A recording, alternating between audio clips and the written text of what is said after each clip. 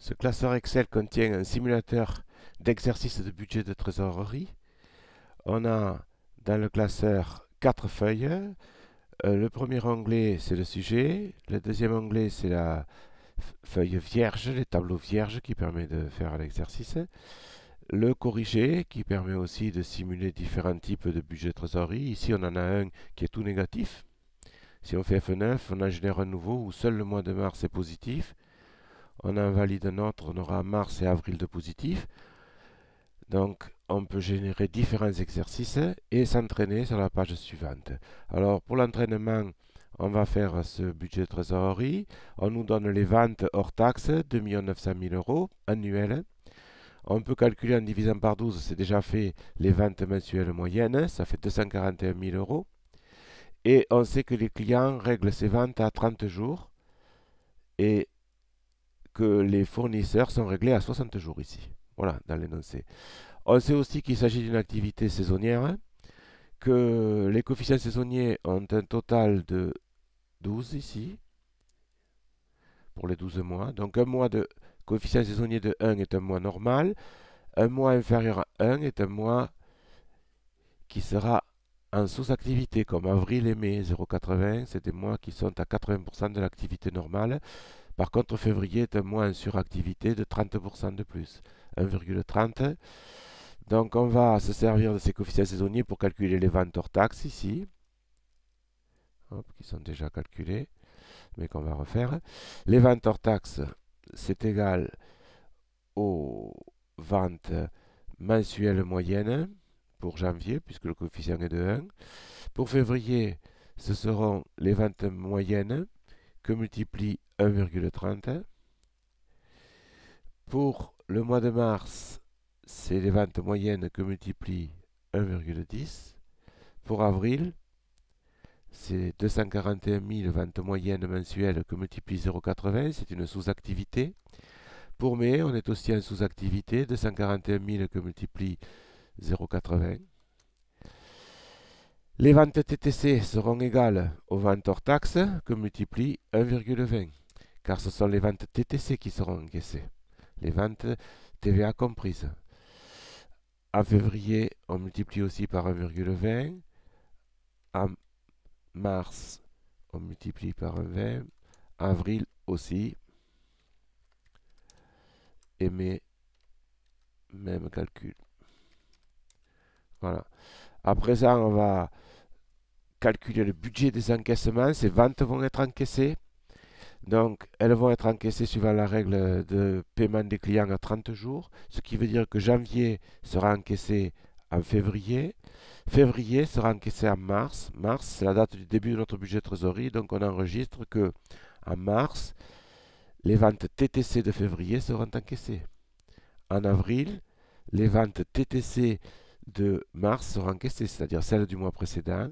Et en mai aussi, ce sont les ventes du mois précédent qui seront encaissées, c'est-à-dire celles d'avril qui seront encaissées en mai.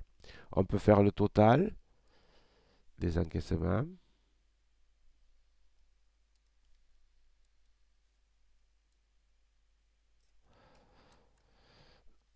Pour le mois d'avril, les encaissements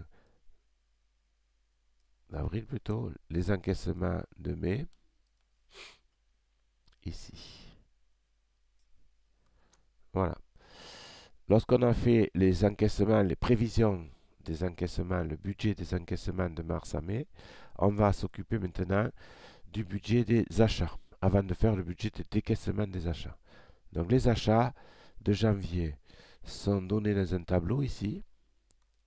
Donc on n'a qu'à recopier le tableau des achats hors taxes de janvier jusqu'au mois de mai.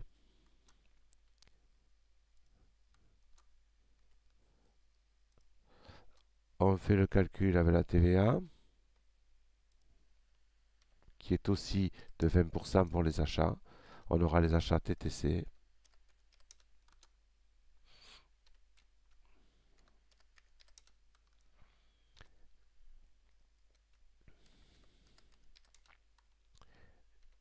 Et les achats de mes TTC.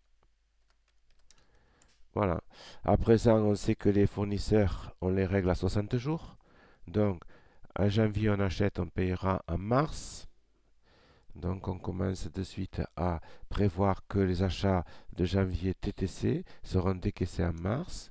Les achats TTC de février seront décaissés en avril. Et les achats de mars TTC seront décaissés en mai. On peut faire le total des achats, du décaissement des achats plutôt, pour chaque mois.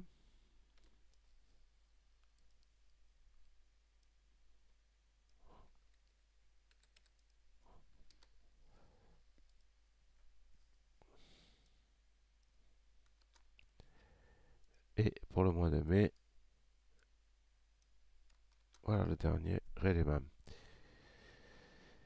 Ensuite, la TVA. On nous dit que la TVA est payée trimestriellement et qu'en mars, on paye la TVA du premier trimestre. Donc, elle est de 4 000 euros ici.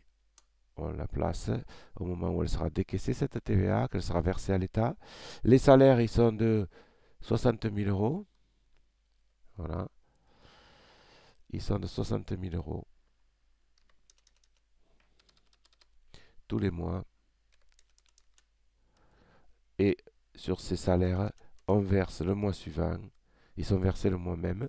Et on verse le mois suivant 50% de cotisation sociale.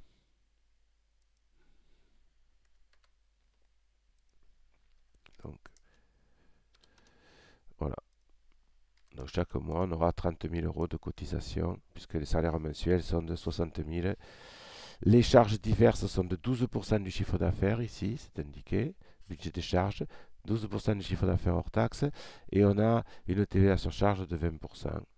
Donc, on peut calculer les charges diverses en multipliant le chiffre d'affaires de chaque mois, hors taxe, par 0,12 et par 1,20. On aurait pu aussi multiplier le chiffre d'affaires TTC, on aurait trouvé la même somme. Donc on trouve pour le mois de février, pardon, les charges diverses pour chaque mois. On commence par le mois de mars. Les charges correspondent au chiffre d'affaires de mars. Voilà. Que multiplie 0,12 multiplie 1,20. Les charges d'avril correspondent au mois d'avril que multiplie 0,12 que multiplie 1,20. Et les charges du mois de mai, c'est le chiffre d'affaires de mai que multiplie 0,12 que multiplie 1,20 pour ajouter la TVA. Les mensualités d'emprunt, on nous dit qu'on emprunte 340 000 euros au taux de 4% sur 18 mois par mensualité de 19 492. Donc cette mensualité-là de 19 492, on la reporte chaque mois, bien sûr, puisque c'est une mensualité. Elle sera décaissée tous les mois à partir du 1er mars. Voilà. L'emprunt était contracté en janvier, donc à partir du 1er janvier, donc en mars, avril et mai, la mensualité est versée. On peut calculer la somme des décaissements. Donc il ne faut pas oublier les achats qui seront décaissés. Voilà. On va aussi calculer pour le mois d'avril tous les achats plus toutes les autres charges, ainsi que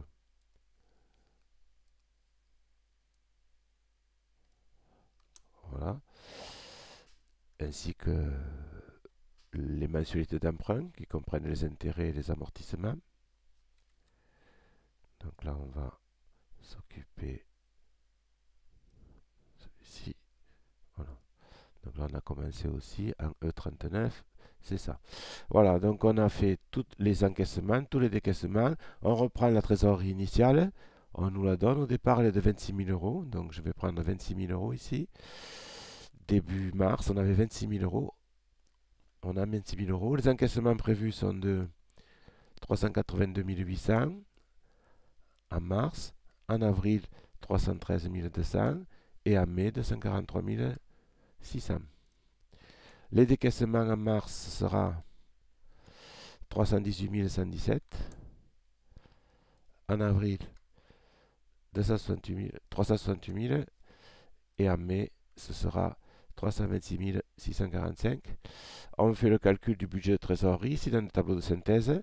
Alors la trésorerie début plus les encaissements de mars moins les décaissements de mars, nous avons une trésorerie positive de 90 000 fin mars qu'on reprend en avril. On la reporte dans la cellule de début avril. On refait le calcul. Trésorerie début avril plus encaissement du mois d'avril moins décaissement d'avril. À nouveau, une trésorerie positive de 35 000, mais qui diminue. Ces 35 000, on les reporte début mai, auquel on va ajouter les 243 000 d'encaissement et auquel on enlève les 326 645, on s'aperçoit que la trésorerie devient négative ici. Voilà, la trésorerie devient négative.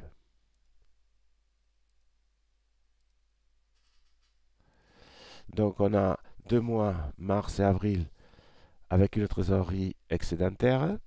Et puis le mois de mai, la trésorerie est déficitaire. Il va donc falloir engager des mesures financières pour arriver à couvrir ce déficit du mois de mai, soit avec un prêt, soit en jouant sur les encaissements et les décaissements des créances et des dettes.